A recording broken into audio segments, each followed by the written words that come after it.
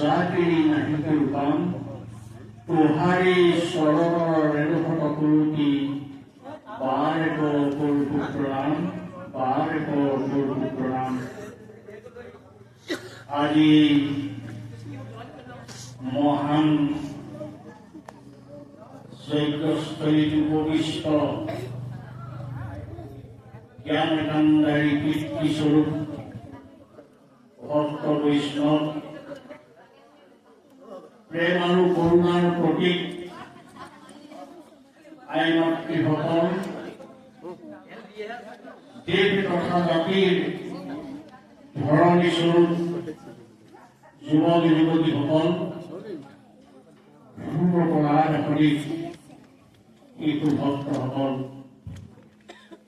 আপোনাসক সদূৰটিৰ শ্ৰী চৰণাবিন্দত জয় জয়তি আমাৰ ভক্তি ভৰা সেৱা নিবেদন কৰিছো।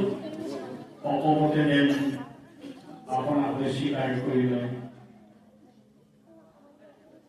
আজি এই পবিত্ৰ ক্ষণত পবিত্ৰ স্থানত জংগল ব্লক সুন্দৰপুৰ নাম ধৰ্ম সমাজৰ সেৱকীবৃন্দই তথা এই দাঁতি কাষৰীয়া ৰাইজৰ সহযোগত সৰৌবী ৰাইজে একত্ৰিত হৈ দুই একৰা অৰিহণা যোগাই যি তিনিদিনীয়া কাৰ্যসূচীৰে বৈকুণ্ঠৰ শাস্ত্ৰপুৰাণ মহাভাগৱত স্বয়ং ভগৱন্তৰ নিজ মুখৰ বাণী কীৰ্তন আৰু ব্যাখ্যা তথা পৰিৱেশত এভাগী ভাওনাৰে পৰিসমাপ্তি ঘটাৰ মানস কৰি প্ৰাৰম্ভিকতেই তাৰ সমস্তই গত দিৱসৰ সংকল্প দিৱস স্বৰূপে এষাৰি প্ৰৱৰ্তন কৰি নামৰ পিছতেই আজি যি কাৰ্যসূচী সন্নিৱিষ্ট আছে সেই কৰ্মখিনি ইতিমধ্যে হৈ গৈছে। আমি আহি প্ৰথম এই মহান কাৰ্যসূচীৰ ভাগৰ যি কাৰ্যসূচী ধৰ্মধ্বজা উত্তোলন, ইতিমধ্যে ধৰ্মধ্বজা উত্তোলন হৈছে। সভাপতিদেৱে আমাক এই ধৰ্মধ্বজাৰ বিষয়ে প্ৰসাৰ কৰাৰ বাবে যি অনুৰোধ জনাইছে, আমি এই ধ্বজাৰ বিষয়ে ক'বৰ যোগ্যতা আমাৰ নাই। তথাপিতো যিখিনি আহৰণ কৰা হৈছে বিজ্ঞলোকৰ পৰা, গুৰুসকলৰ পৰা, তাকেহে আমি আপোনালোকৰ আগত ব্যক্ত কৰিবলৈ লোৱা হৈছে। আমি অপৰাধ হ'ব পাৰে, এই অপৰাধখিনি আপোনালোকে যেন ক্ষমাগুণে খণ্ডন কৰি আমাক কৃতাৰ্থ কৰে। প্ৰথমতে আমি আহোঁ ভৰ্তভাগ কিহৰ হ'ব লাগে। ভৰ্তভাগ ইয়াত দেখা হৈছে এখনি গামোচা অংকন কৰিছে। প্ৰকৃততে গামোচাত ভৰ্তা নহয়, গামোচা ভৰাই গামোচাই আমাৰ স্বাভিমানে গামোচা, আমাৰ গৌৰৱস্ত এইখন গামোচা। তাক আমি ধ্বজাৰ ওপৰত কেতিয়াও কৰিব নোৱাৰোঁ। ধ্বজাখন সদায় শুভ্ৰ বস্ত্ৰ, বগা বস্ত্ৰ হ'ব লাগিব। যদিও গামোচাখন বগা, যিহেতু তাত গামোচা অংকন কৰা হৈছে, গামোচাৰ ফুল বচা হৈছে, গামোচাৰ যিখিনি হিচাপৰ পাৰি দিয়া হৈছে, গতিকে তাক আমি ধ্বজাত পৰিণত কৰিব নোৱাৰোঁ। যিভাগে ধ্বজা, যি ধ্বজ ধ্বজৰ পৰা ধ্বজা, যি ধ্বজ ভগৱন্তৰ পাদপদমত, ভগৱন্তৰ চৰণ কমলত পঞ্চচিহ্নৰ এক চিহ্ন ধ্বজা।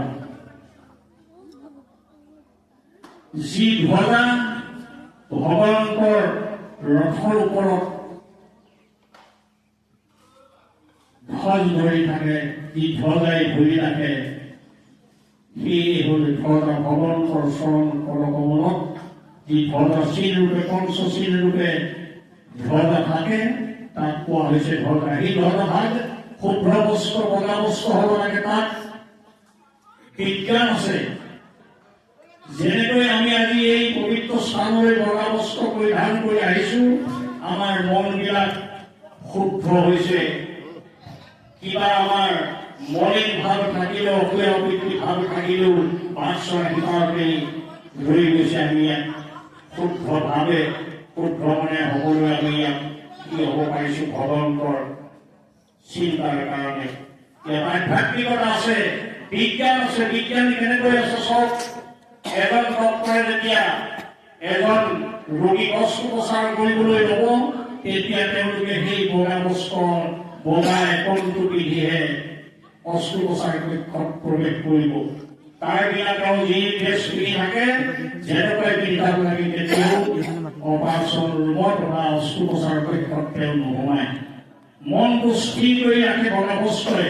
সেইকাৰণে গুৰুজনে আমাক এনেকুৱা বস্তু দি গৈছে, যি বস্তুৱে, যি ভাগ বস্ত্ৰই আমাৰ মন শুদ্ধ কৰি ৰাখে, মনক স্থিৰ কৰি ৰাখিব পাৰে। সেইকাৰণে কোৱা হৈছে বগা বস্ত্ৰ। তাৰ পৰিধি হ'ব লাগে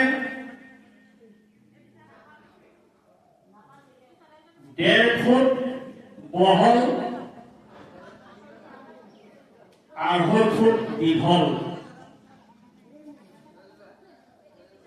সেইটো হিচাপ ৰাখিব লাগে।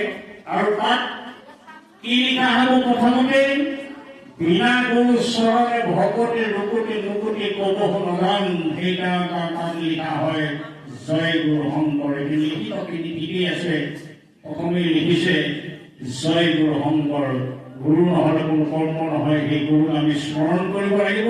সেই গুৰুক সেইকাৰণে প্ৰথমতে দিয়া হৈছে জয় গুৰু শংকৰ। আৰু সেই গুৰুৰ বাৰীৰ পিছতে থাকে এগছি বন্তি। সেই বন্তি গছি হ'ল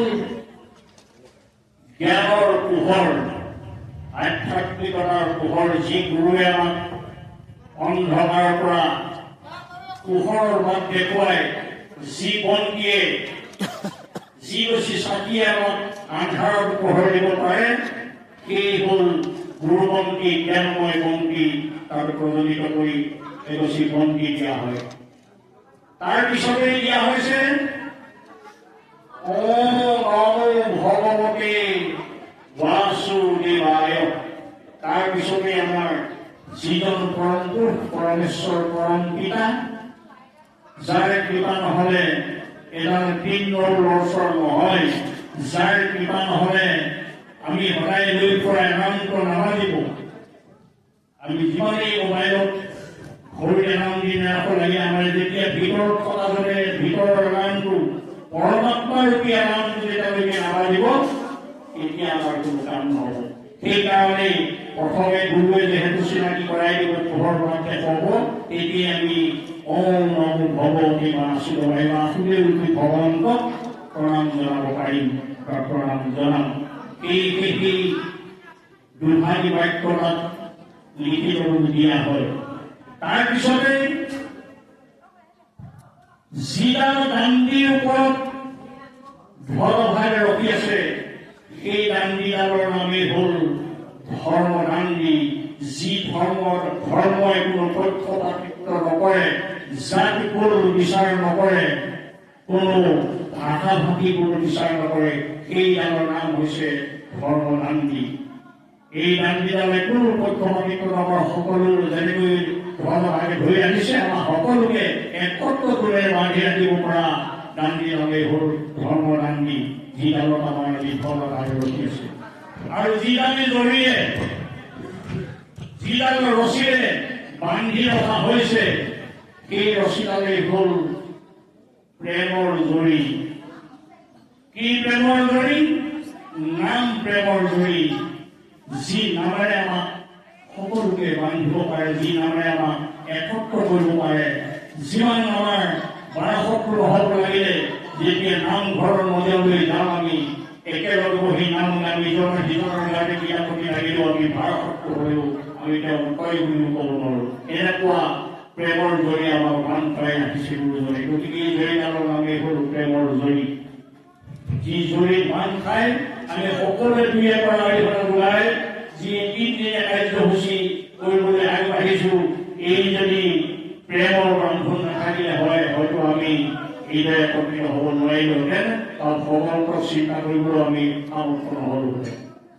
তাৰ পিছতে দিয়া হৈছে ইয়াত বহুতে নাজানে প্ৰতি ধ্বজাৰ বেলেগ বেলেগ আমাৰ ইয়াত দিয়া হৈছে 4টি গাঁঠি।